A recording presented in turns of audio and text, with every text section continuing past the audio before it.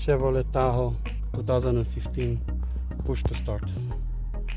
Customer needed another remote. We gave a very good price in Hesperia. If you need a push to start remote for your Chevrolet Tahoe, call us today. We can help you out. I press the push to start. Car starts. Everything runs. Everything works perfectly, right?